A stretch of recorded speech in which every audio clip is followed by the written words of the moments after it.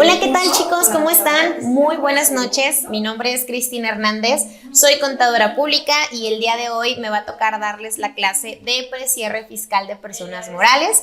Estamos muy contentos de tenerlos aquí conectados con nosotros. Esta es una clase que, híjole, a mí la verdad es que me encanta darla.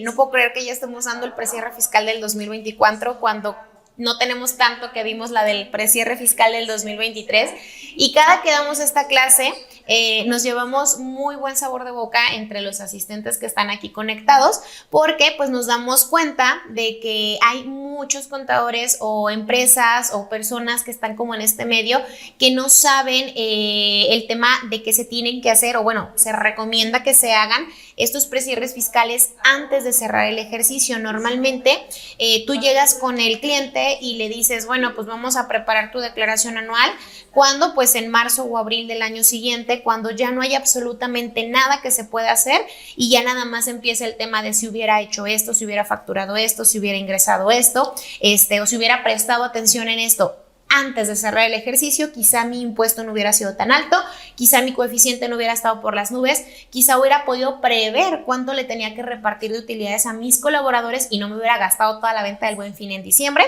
Y pues bueno, este tipo de cosas, ¿no? Es una clase muy interesante, es una clase, como les digo, que nos ayuda como a refrescar un poquito el que no solamente en la declaración anual se pueden conocer estos números.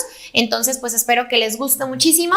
Les tenemos preparado un material para que puedan tener a manera de estudio. Entonces, si ustedes todavía no están en los grupos de WhatsApp, les van a empezar a dejar unos enlaces para que puedan unirse, porque el día de mañana, en el transcurso de la mañana, les vamos a dar el material para que lo puedan tener también de reserva. ¿Sale? En 2 semanas, más o menos, vamos a tener el precierre fiscal de personas físicas.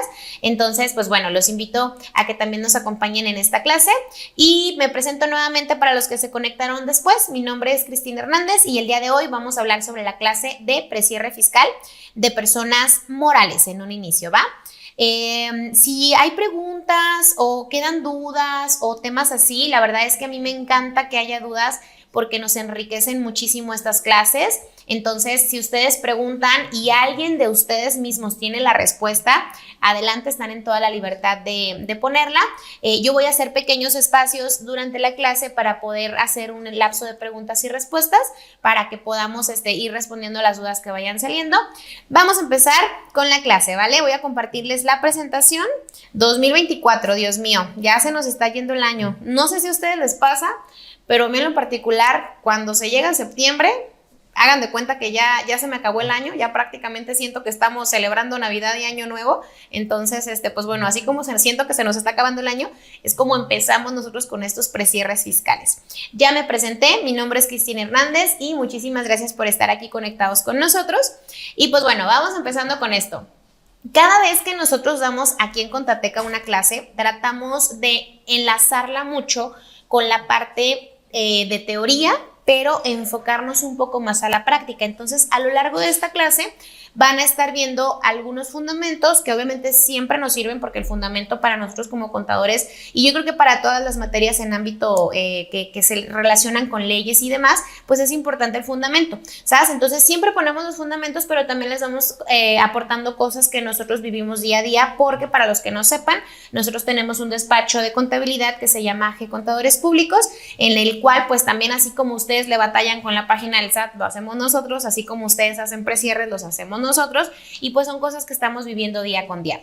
Estas capacitaciones las tenemos todo el año, las tenemos incluso en la plataforma que se llama Contateca, la cual funciona por medio de una suscripción, que ya más adelante al final de la clase les voy a platicar cómo es que pueden inscribirse a esta plataforma y todos los cursos que tenemos dentro de la plataforma, porque vaya que sí hay bastantes. Ok, chicos, pues bueno, personas morales, como todos lo sabemos, para efectos de impuestos sobre la renta, hacen pagos provisionales. Si no tienes un coeficiente de utilidad, tu pago provisional de todo el año es 0. Si estás en régimen simplificado de confianza de personas morales, pues tu pago va a ir en base a flujos mes a mes, ingresos, deducciones, la diferencia 30%, pues ya el procedimiento de pérdidas y demás, pero al final de cuentas tienes un pago provisional. ¿Sale? Si traes coeficiente de utilidad, pues bueno, entonces vas a estar haciendo también pagos provisionales y en la declaración anual siempre se hace el ajuste anual.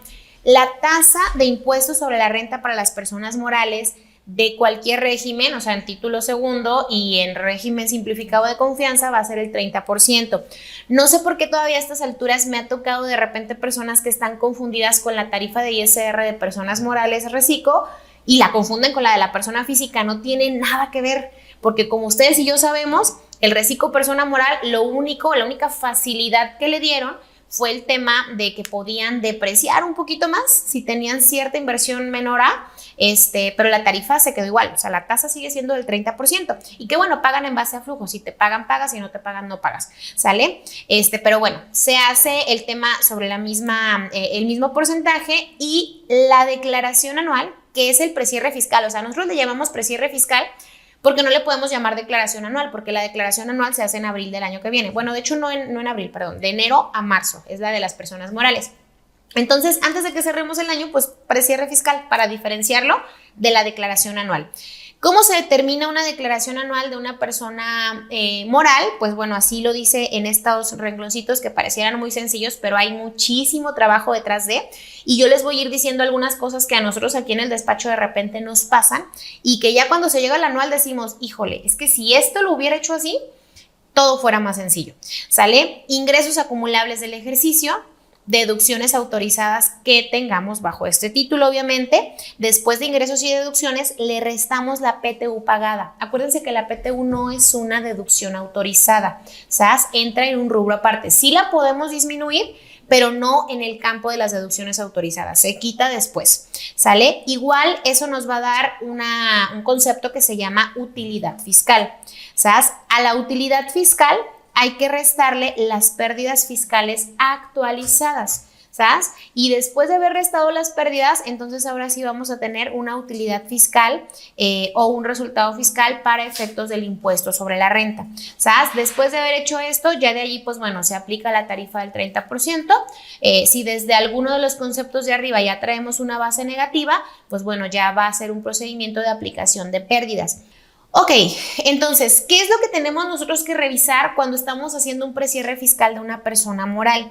En una persona moral, los ingresos acumulables son todos estos que están aquí. Sale, ojo, hay algunos ingresos que se acumulan en la declaración anual, pero no son todos, son solamente algunos. Entonces, siempre es importante que sepamos cuáles son los que se suman en provisionales y cuáles son los que se suman únicamente en la declaración anual, porque estos también pueden hacer ciertas diferencias y otros que pues solamente se tienen que enterar, ¿sabes? Pero bueno, aquí les ponemos como los ingresos que se consideran acumulables para efectos de una persona moral en su declaración anual, que aquí ahorita le vamos a decir precierre fiscal, ¿sale? Los ingresos, pues bueno, son todos los que recibas en efectivo, en bienes, en servicios, en crédito o de cualquier otro tipo, ¿sale? Hay que ponerle principal atención a este dato que está aquí, ajuste anual por inflación acumulable. El ajuste anual por inflación lo vamos a ver ahorita un poquito más adelante, pero este indicador, chicos, créanme lo que puede hacer la diferencia entre el pago del impuesto o el aumento de las pérdidas una vez que nosotros lo determinamos, porque el ajuste anual por inflación solo se acumula o se deduce dependiendo de que sea a nivel anual, ¿sale? Que es en la declaración anual. Entonces, si nosotros decimos, bueno, yo tengo ya los ingresos, sé más o menos cuánto ha gastado, puedo sacar aproximadamente cuánto va a tener de utilidad o pérdida ejecutando un estado de resultados. Si tú ejecutas un estado de resultados y te quieres ir por ese dato para decir, trae una utilidad de 200,000 pesos, estamos bien. Trae una pérdida de 150,000 pesos, estamos bien. No hay manera en la que con la ejecución de un estado de resultados puedas tú determinar la utilidad o pérdida de una declaración anual. Hay que hacer el proceso de precierre. ¿Por qué? Porque hay que poner actualizaciones de activos fijos, hay que poner el cálculo del ajuste anual por inflación, hay que determinar cuáles van a ser los ingresos que se están acumulando en provisionales y cuáles van a ser las anuales, hay que actualizar pérdidas, hay que ver todo el tema de que si va a tener ajuste anual por inflación deducible. Entonces es el proceso de un precierre fiscal para poder determinarlo, porque ya nos ha pasado muchas empresas que de repente dicen, pues es que en mi financiero traigo tanto de pérdida, entonces mis impuestos están bien, y ya cuando empezamos a hacer el precierre resulta que su utilidad es muy alta, y la razón puede ser porque el ajuste anual por inflación está acumulable y es muy alto. El ajuste anual por inflación Más adelante les voy a decir qué es lo que hace que salga acumulable y qué es lo que hace que salga deducible, ¿sale? Algunos otros factores que hay que considerar también es qué movimientos tenemos en el año que no van a ser un ingreso acumulable, pero que sí obviamente tienen su previo registro contable. Los ingresos que no son acumulables son los aumentos de capital, pero ojo, este que dice aumentos de capital tienen que estar realmente protocolizados.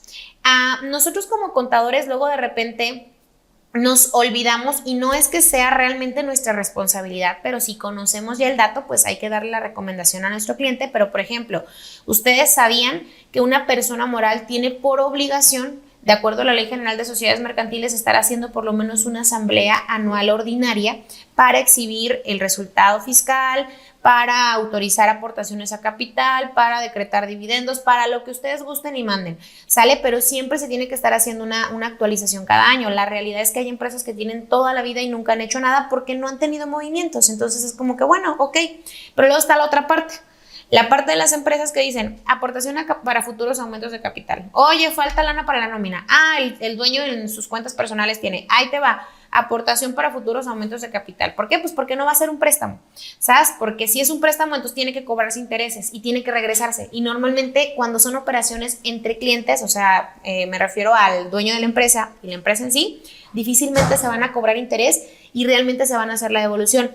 Que ojo, acá creo que no sé si lo menciono más adelante, pero este es un tema bien delicado, el tema de las simulaciones de préstamos hacia el contribuyente, representante legal o dueño de la empresa y viceversa, ¿sabes? Porque aquí hay un tema en donde se pueden incluso decretar dividendos fictos, que salen mucho más caros por el hecho de que de repente el socio, pues préstamo, y luego preguntas tú a la persona, al administrador de la empresa, oye, estas salidas de dinero para el dueño, ¿qué? Son préstamo.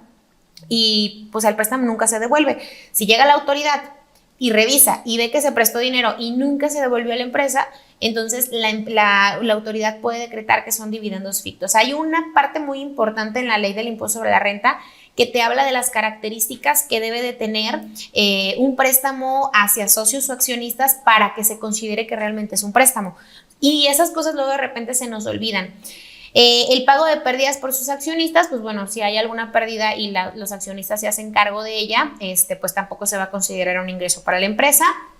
Primas por colocación de acciones, primas por revaluación de activos fijos o de capital, o apoyos económicos de programas sociales. Hay muchos programas económicos por parte del gobierno que se les otorgan a las empresas y se consideran no ingresos acumulables, ¿sabes? Entonces nada más aquí es importante leer la convocatoria para poder saber qué tratamiento darle. La convocatoria me refiero a la convocatoria del programa social al cual vayan a concursar, ¿sabes? Ahora, ¿en qué momento se tiene que acumular cualquiera de estos supuestos? Pues bueno, acuérdense que para las personas morales que están tributando en título segundo, el momento de acumulación va a ser cuando se emite el comprobante fiscal, cuando se entregue el bien, así como cuando se lleve a cabo la prestación del servicio o cuando se cobre o sea exigible el pago total o parcial de la contraprestación, aun cuando proceda de anticipos. Y yo les voy a dar como unos ejemplos que luego de repente nos pasa cuando estamos trabajando con una persona moral. Tú como contador, ¿de qué te das cuenta al momento de que haces la contabilidad de una persona moral? Recibes la información, te mandan el estado de cuenta, tú puedes ingresar a la página del SAT y descargar facturas tanto emitidas como recibidas y dices, ok, perfecto. Si está cobrado, lo acumulo. Si está facturado, lo acumulo.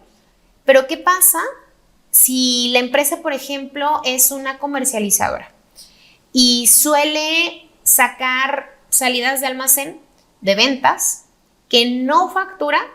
Porque luego de repente ya que le llegan al cliente, pues a veces hay cambios, a veces te reciben menos, a veces hay mermas, o simplemente la operación es primero sale de almacén y ya luego cuando esté autorizado, pues ya luego lo facturo. Y entonces empieza a haber diferencias en las entradas o salidas de almacén contra lo que está en facturación. Si ustedes como contadores o como administradores de empresa o como la persona responsable de proporcionar la información a quien va a declarar tus impuestos no tiene conocimiento de esto, entonces pues simplemente van a ser diferencias que quizá el SAT no se va a dar cuenta porque no están timbradas todavía, porque pues el contador está declarando de acuerdo a facturas y de acuerdo a lo que están los estados de cuenta. Si nos llega a caer alguna revisión en donde nos hagan un inventario y vean que hay desfase entre las entradas y salidas de almacén con lo que está facturado en ventas, sí nos pueden llegar a cobrar los impuestos de esas salidas. ¿Sabes por qué? Porque acuérdense que incluso hasta los faltantes de almacén son ingresos acumulables si tú no reportaste algún siniestro que lo justifique. ¿Por qué? Porque si yo saco mercancía en el mes de enero y no la facturo y tampoco me la pagan, pero ya la entregué, la ley me dice que cuando entregué o envié la mercancía que estoy vendiendo, ya tengo la obligación de acumularlo. No se va a dar cuenta el SAT en ese momento, porque pues cómo va a estar ahí con una camarita, ¿verdad? Viendo qué saco, qué meto. Pero que sí se va a dar cuenta del saldo final, quizá del inventario al mes en el que estás ahorita sacando. Quizá a lo mejor esas personas que en enero les vendiste te van a pagar un crédito de 30, 60, 90 días. Y tú hasta ese entonces emites la factura porque dices, pues ya que me paguen la emito. Y mientras llevo mi control con otros registros. ¿El SAT nos puede observar esto? Sí. Oye, ¿y cómo le hago? Pues bueno, el deber ser es una cosa, lo práctico es otra cosa y lo que se hace como tal día con día, pues pueden ser incluso hasta 10 cosas diferentes, ¿sale? Pero el deber ser sería que se llevara un control y que al momento de que salga la mercancía del almacén inmediatamente se facture, para que no sea un tema de, te mando el control de almacenes y ves y demás, ¿sabes? Entonces, ¿por qué? Porque en ese momento puedes tú matar dos pájaros de un tiro, porque sale el tema de la entrega del bien y lo empatas con el comprobante fiscal y entonces ya puedes tú tener un solo registro para este tipo de movimientos, porque si no, sí vamos a empezar a tener diferencias. Estas cosas son cosas que ya están en ley, pero que a veces en la misma práctica se nos olvida empezar a aplicar, ¿sale? Y pues bueno, cuando se cobre o pueda ser exigible el pago total o parcial de la contraprestación, pues bueno, pueden ser 1000 supuestos. Puede ser que de repente, oye, pues ya pasó el tiempo, no me has pagado, pero pues quiero que me pagues, esto más que nada en tema de servicios, ¿sabes?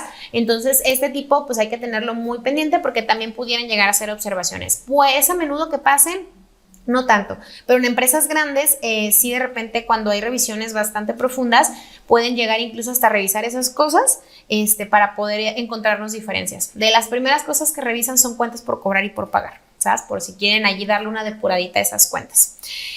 Recuerden que hay otro tipo de asociaciones que son las asociaciones civiles o las personas morales en reciclo, que están obligadas a declarar en base a flujos. ¿Qué quiere decir? Que si te pagan, entonces acumulas, si tú pagas, deduces. Si no, no hay ningún tema con el tema de la acumulación o deducción de los impuestos, ¿sale? Ok, además, pues bueno, hay otros tipos de ingresos que también es importante que los consideremos. Los que nos determine la autoridad presuntivamente, que puede hacerlo, claro que sí, ¿de acuerdo a qué? Pues a revisiones que ya les he estado comentando. Los ingresos por ganancias en transmisiones de propiedad. Acuérdense que cuando tú enajenas una propiedad no acumulas la venta. Tú pudiste haber vendido en 20 millones una propiedad, pero si solamente le ganaste de acuerdo al costo 100,000 pesos, pues solo los 100,000 pesos los vas a acumular, ¿sabes? La diferencia no. Podrás haber emitido incluso una factura por 10 millones, pero no vas a acumular eso. Construcciones o mejoras a instalaciones de las cuales presto el uso o goce temporal. Esto de construcciones o mejoras, ¿cuándo lo tienes que acumular? Cuando el inquilino se vaya y te deje el bien con mejoras. ¿Sabes? Esto sucede mucho, no sé si les ha pasado, por ejemplo, de repente en corporativos, que levantan una torre, la dejan en áreas grises y entonces llega alguien y la renta y dice, pues tú construyela como tú quieras, hacemos un contrato a 10 años y en su momento vemos. ¿Qué sucede? Pues bueno, al momento de que tú llegas a ese piso, construyes la oficina como tú quieres, a tu gusto, hacen un contrato a 10 años, se acaban los 10 años, ya no quieres renovar, en 10 años pues ya utilizaste la oficina, ya tú también hiciste deducciones por la renta y al momento de que te vas, pues no te puedes llevar la instalación, no te puedes llevar las paredes, las tablas rocas, el piso, porque de verdad, si a ustedes les ha tocado, pues bueno, son áreas literal en obra gris, o sea, por fuera el edificio se ve hermoso, por el momento de que llegas al piso se abre el elevador y es una construcción en gris. Entonces levantan todo y pues son cosas que el inquilino no se puede llevar, pero obviamente la persona que llegue a rentar después o sea, que ya tienen todo construido, pues va a poder rentar más caro y entonces el inquilino o el dueño, perdón, del inmueble se ahorró toda esta infraestructura. ¿Por qué? Porque se la dejó el inquilino anterior. Cosa diferente a cuando el inquilino no aporta ningún tipo de mejora y adición y la inversión total es del que renta el inmueble. Entonces aquí pues es una deducción por amortización, pero es un poco diferente, ya no tendría que acumularlo, pero en este caso sí, como les digo, el momento de acumulación es hasta que ya sea tuyo esa construcción, porque el inquilino que la está usando se va. Pagos que se perciban por créditos deducidos por incobrabilidad. Si tú iniciaste un proceso de acumulación, no, perdón, de deducción por cuentas incobrables y de repente se apareció la persona y dijo, ya tengo lana y te voy a pagar, esa deducción que hiciste en su momento se va a volver a convertir en ingreso acumulable. Las cantidades que el contribuyente obtenga como indemnizaciones para resarcir la disminución que en la productividad se haya causado por la muerte o accidente o enfermedad de técnicos o dirigentes. Este punto que está aquí se refiere a los seguros de hombre clave que te venden las aseguradoras aquí en el país y en otras partes seguramente. Este seguro de hombre clave consiste en que, por ejemplo, la empresa tiene a su mejor vendedor, al dueño o a quien tú quieras, ¿no? Entonces tiene esta persona y si esa persona le pasa algo, la empresa va a tardar en recuperarse y eso pues va a ser un poquito complicado, ¿no? Entonces las empresas contratan un seguro y si le llega a pasar algo a esa persona, te pagan una cantidad para que tú puedas subsistir en lo que estabilizas otra vez tu negocio. Entonces, al momento de que la empresa paga esos seguros son 100% deducibles, pero cuando pasa la situación o se vence el plazo, el ingreso que entra es 100% acumulable, ¿sabes? Entonces, para que tengamos muy en cuenta esto. Las cantidades que se perciben para efectuar gastos por cuenta de terceros sin comprobante fiscal. Esto pasa muchísimo, chicos. Ahorita estamos en septiembre. Es tiempo suficiente para que todas aquellas personas que tienen con gastos a cuenta de terceros, o sea que o les dan dinero a ustedes o ustedes dan dinero, se encarguen de comprar los bienes o servicios o lo que ustedes gusten que les están encomendando y les consigan las facturas de esos gastos, porque si no, entonces para ustedes es un no deducible y para esa persona es un ingreso acumulable. ¿Sale? Y pues bueno, el ajuste anual por inflación, que ya lo platicamos hace un momento. Me voy a ir un poquito al chat para revisar si hay dudas. ¿Qué pasa con la PTU que se timbró y se pagó hasta junio? La puedes hacer deducible, Claudia, porque en el mes de junio, la regla para disminuir la PTU es dividirla entre los meses que restan del año. Entonces, lo que tú tienes que hacer, si vas a hacer el precierre, por ejemplo, ahorita estamos en septiembre, el precierre lo puedes hacer al mes de agosto. Entonces, si se pagó en junio, sería junio, julio y agosto. Vas a tomar la tercera parte de la PTU y vas a poder aplicarla en deducción. Porque acuérdense que el corte tiene que ser, pues obviamente, a mes fiscal, 31 de agosto. Ya tenemos el cierre el 31, cortamos y hacemos el cálculo de enero a agosto. Luego ese cálculo le sumamos lo de septiembre y ya lo actualizamos a septiembre, luego lo de octubre y así sucesivamente hasta que acabemos el ejercicio.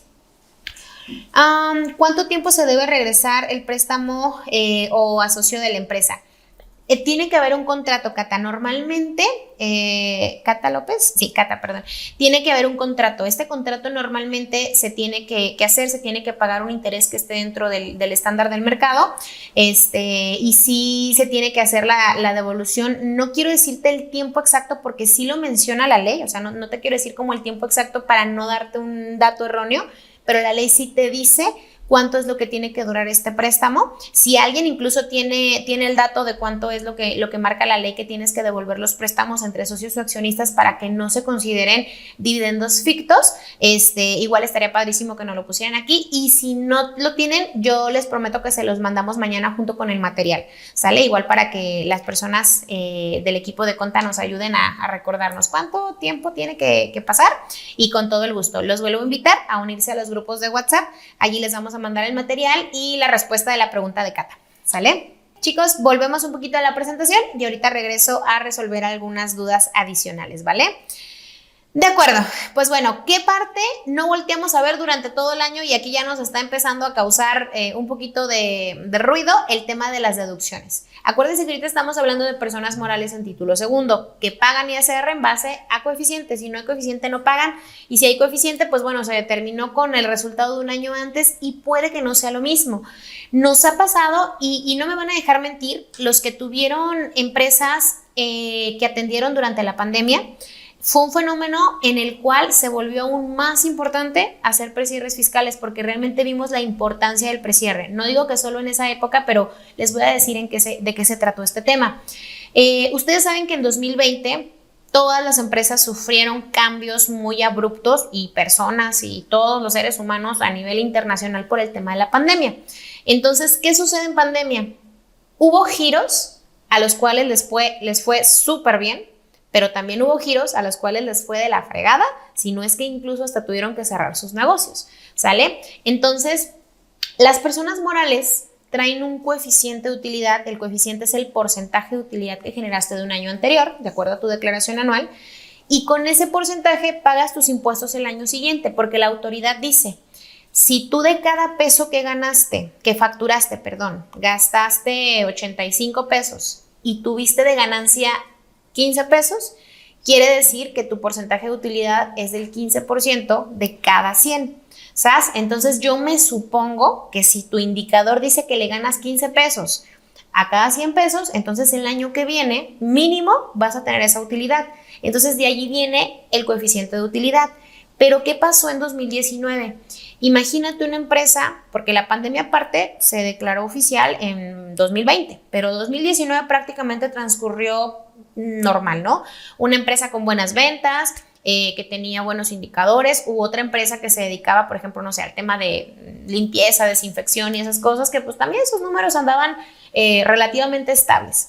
Se llega a 2020 y tú traes un coeficiente de utilidad, vamos a poner que la empresa que se dedicaba a vender, no sé, zapatos, trae un coeficiente de utilidad, y les voy a decir zapatos porque ahorita les voy a platicar una historia bien interesante que me pasó a mí con los zapatos. Una empresa de zapatos y una empresa que se dedicaba a vender productos sanitizantes, ¿sale? En 2020 el indicador de las dos empresas estaba así, o vamos a ponerle un poquito más grande, estaba de este vuelo, ¿sabes?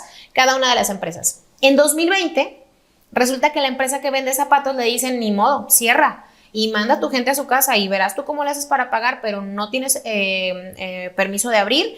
Es más, tus sucursales que tenías en todas las tiendas departamentales o en todas las plazas, centros comerciales, pues cerradas, porque no eres un negocio indispensable. Entonces, cerrado, la nómina creciendo, los proveedores, compromisos, créditos, todo lo que tú le quieras echar. La pobre empresa, lo poco que facturaba a lo mejor en línea, estaba pagando sobre un porcentaje de utilidad que no estaba teniendo porque el año anterior su indicador era otro.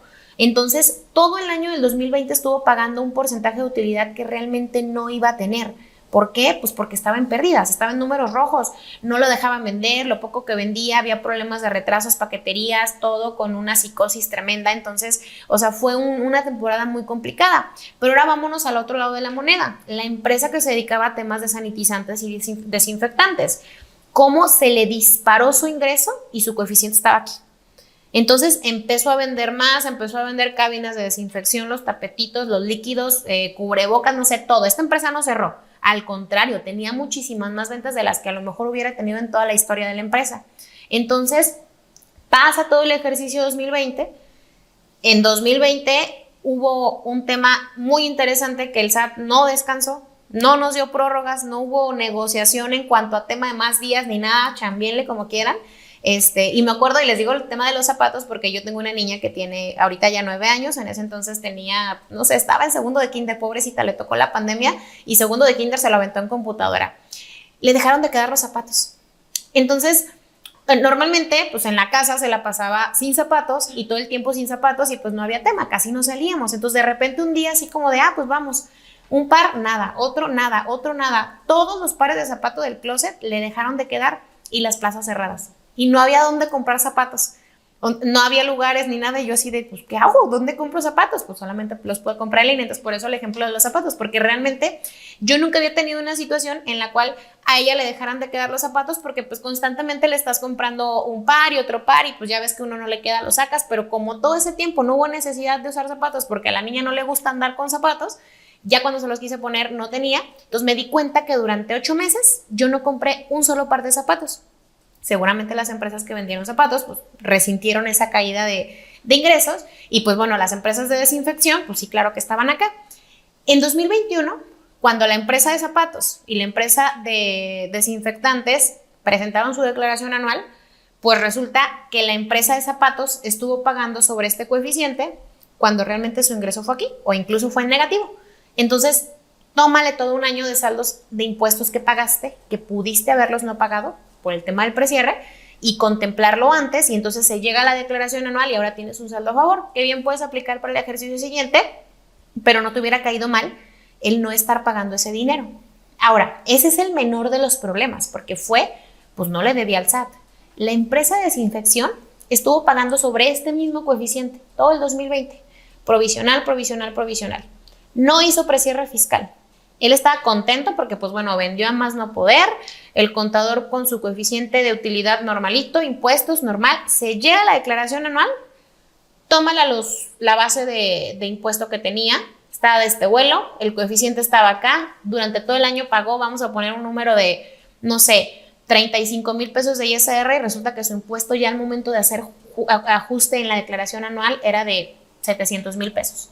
Imagínate que tú le digas al cliente, vas a pagar 700,000 pesos de impuestos, y pues ya, ahorita, porque estamos a 27 de marzo y apenas terminé la declaración anual.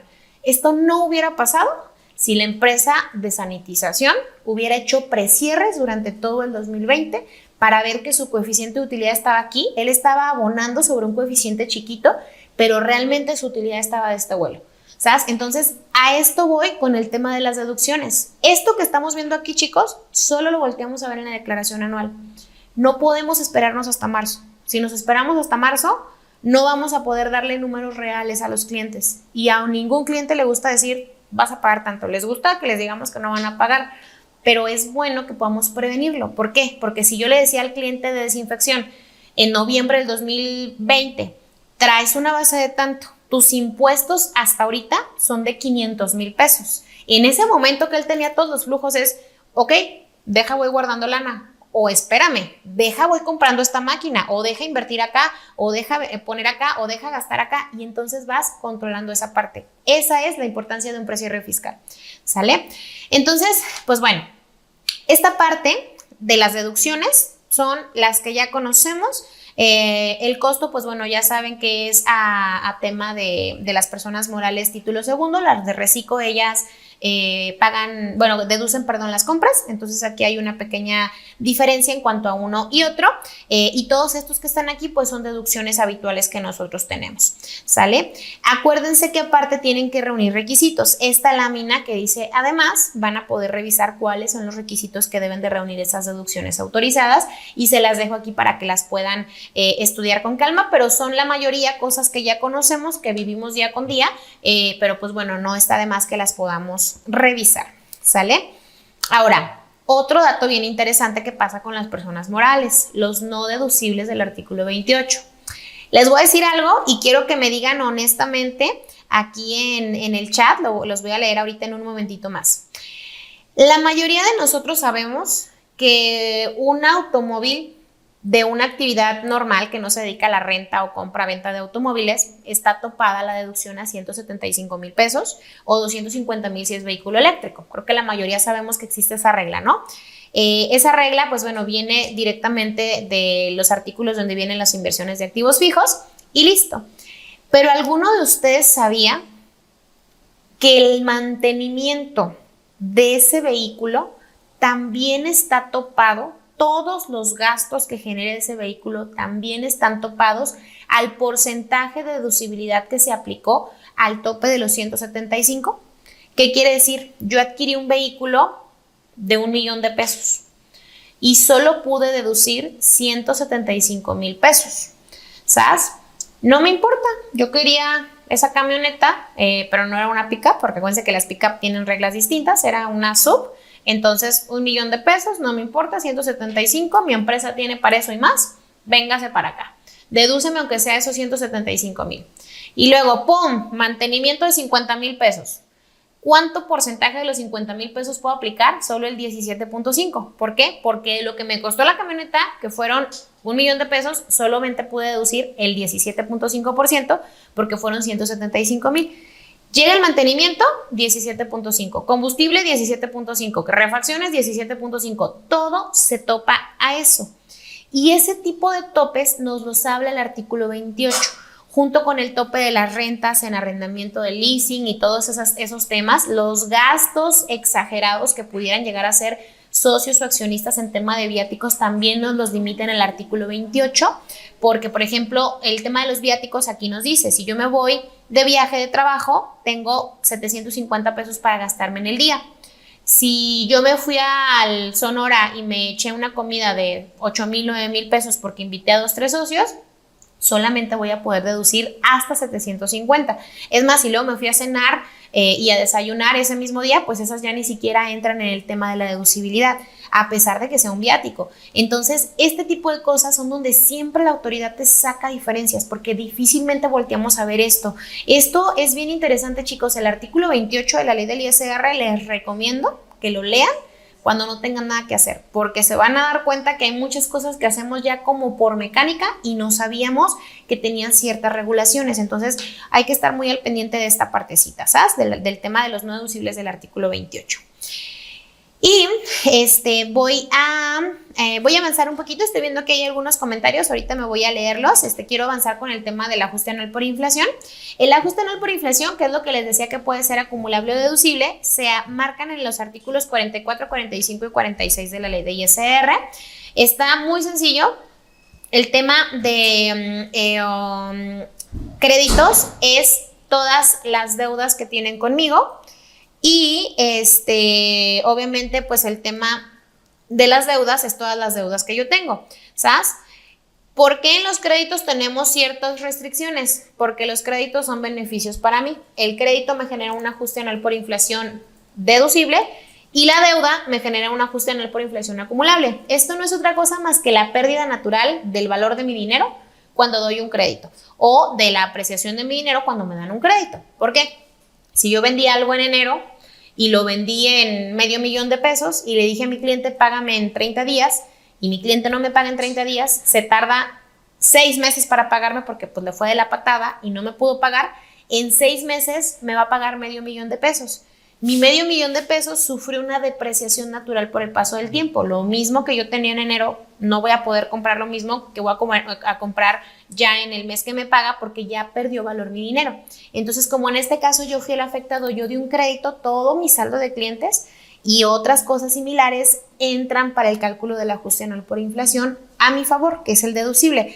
Pero si en cambio yo fui el moroso que me tardé medio año en pagar, entonces yo tuve un beneficio porque ese dinero que pude haber pagado en enero lo utilicé para otras cosas y me financié con el dinero de esta persona. Entonces al final de cuentas mi dinero de alguna manera tuvo más beneficio. Entonces a mí me castigan y yo hago un ajuste anual por inflación acumulable, ¿sabes? Entonces si aquí queremos como revisar a profundidad lo del tema del ajuste anual por inflación y demás, en la clase que vamos a dar en Contateca vamos a hacer un caso práctico en donde vamos a determinar todas las reglas del ajuste anual por inflación y los otros papeles de trabajo también. De hecho la clase de precierre fiscal es larga. Normalmente no la acabamos en 2 horas. Casi siempre damos 2 sesiones porque las clases de Conta para Todos duran 2 horas. Entonces, en 2 horas nos aventamos toda la parte explicativa de ejemplos y demás y luego hacemos ya la parte de los casos prácticos porque es desarrollar, prácticamente hacer una declaración anual. ¿Sale? Y bueno, aquí les ponemos algunos ejemplos de créditos y deudas y aquí algunas recomendaciones que les voy a poner y antes de irnos una por una me voy a ir a revisar la parte de las preguntas que están llegando, ¿vale? Ok, referente a las salidas de almacén sin pago que decías que las debemos de facturar. Ok, Yuriel, muchas gracias, excelente. PPD. Totalmente, se facturan como PPD porque no juegan para IVA. Acuérdate que aquí estamos viendo ISR. Muchas gracias por tu aclaración porque creo que es una muy buena aportación para el tema de cómo se pueden facturar. Tere nos dice, si una persona moral en régimen simplificado de confianza, si la PTU la pagó en julio, si es deducible, sí, Tere, sí es deducible. La PTU es deducible hasta que se paga y también por fragmentos. Se divide entre los meses que resten para pagarla. Y es que esto se da porque luego, acuérdense que la obligación es pagarla 60 días naturales después de que presentaste tu anual. O sea, se cree el mito de que es en mayo, pero la realidad es que no es en mayo, porque si tú presentaste tu anual el 2 de febrero, tus 60 días naturales van a ser mucho antes. Y las personas físicas, sus 60 días naturales son hasta junio. Entonces, son 60 días naturales después. Pero luego, ¿qué pasa si son empleados que son ex empleados? Puede ser que a uno lo lanzaste la convocatoria y se fue a cobrarte hasta el mes de agosto. Hay otros que llegaron en octubre, otros que llegaron en noviembre, otros que se acordaron ya finalizando el año. Entonces, cada que tú pagues una nueva PTU, se promedia otra vez, se divide y se deduce. ¿Cuál es el porcentaje a pagar de PTU? Seguramente te refieres a otro punto, pero bueno, vamos a aprovecharla y decirlo del PTU. Es el 10% del resultado fiscal.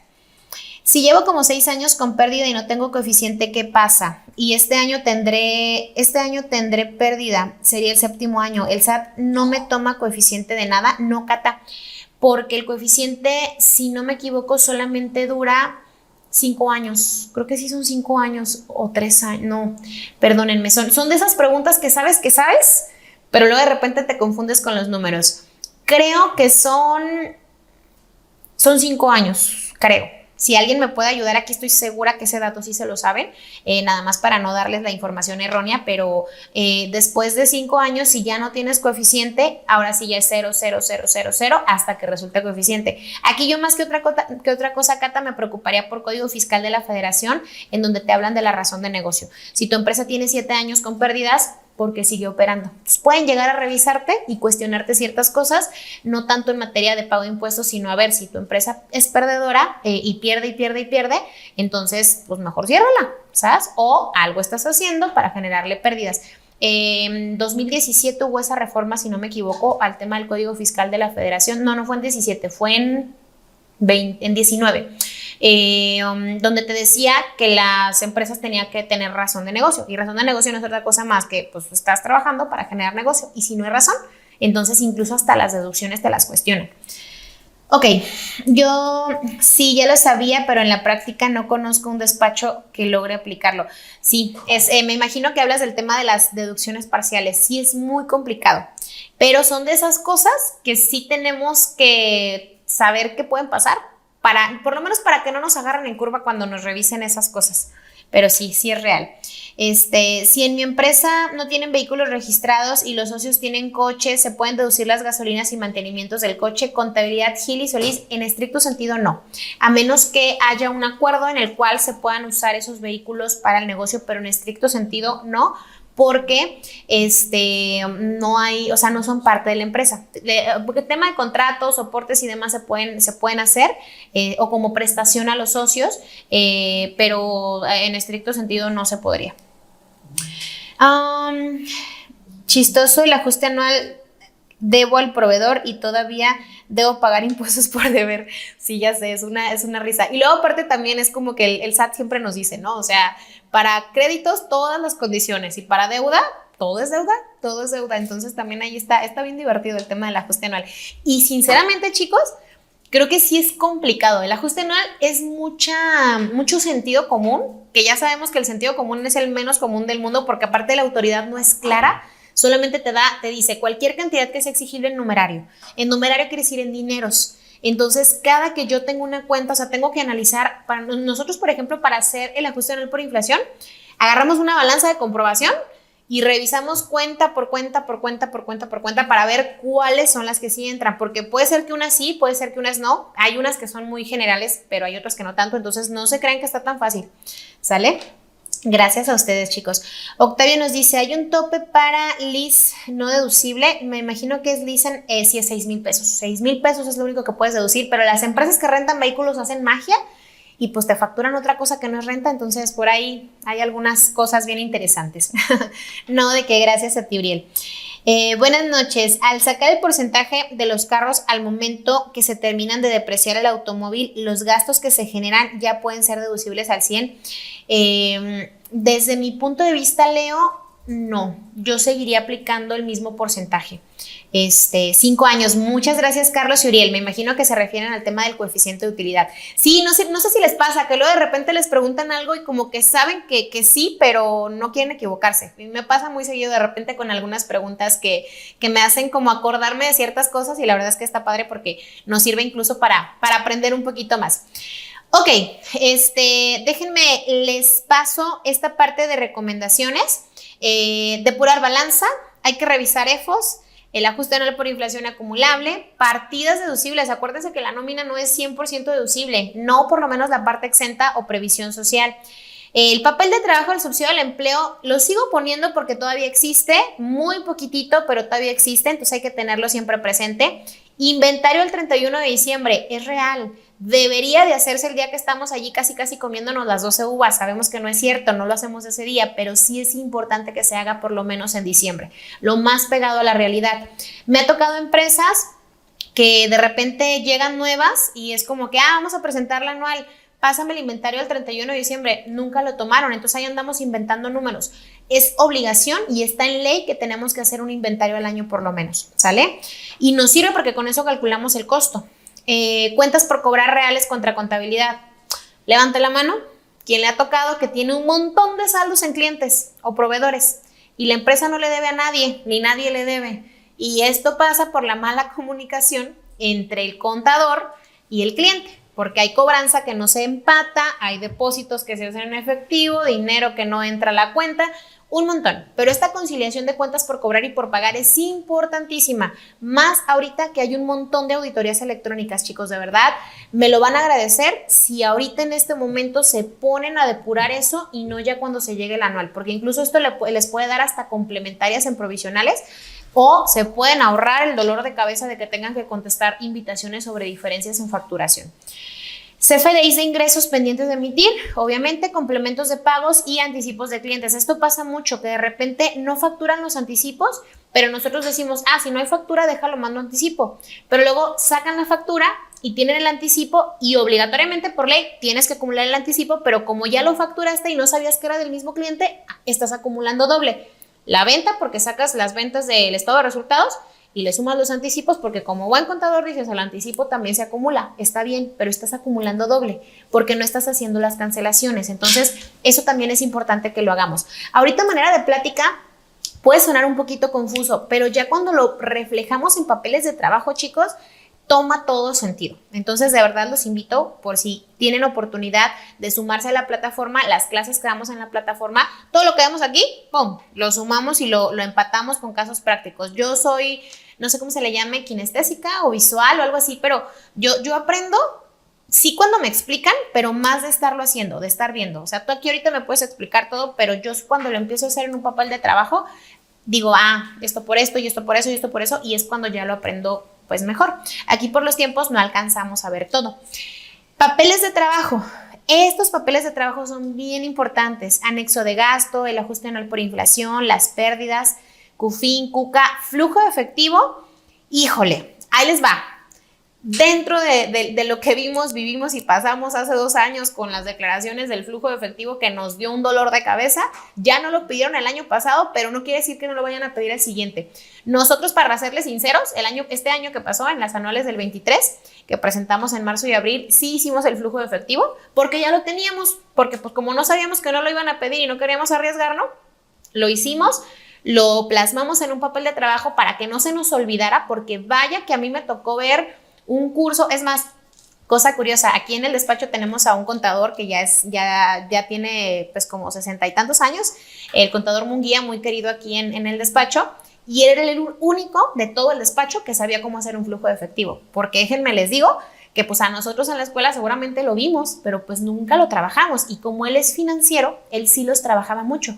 Entonces, algo tan básico como la fórmula para cuadrarlo era así como de todos estábamos ahí quebrándonos la cabeza, y él, mira, con la mano en la cintura, no, pues es esto más esto, saca de acá, la diferencia la puedes encontrar acá, y así nos hizo los flujos de efectivo, o nos explicó cómo se hacían, y nosotros lo aprendimos, o lo recordamos los que ya lo habíamos visto anteriormente. Entonces, pues bueno, es algo que ya nos hicieron hacer, ya tenemos ahí el papel de trabajo en Contateca, incluso ya lo tenemos, lo podemos sacar por si nos vuelvan otra vez a salir con este tema los de la autoridad.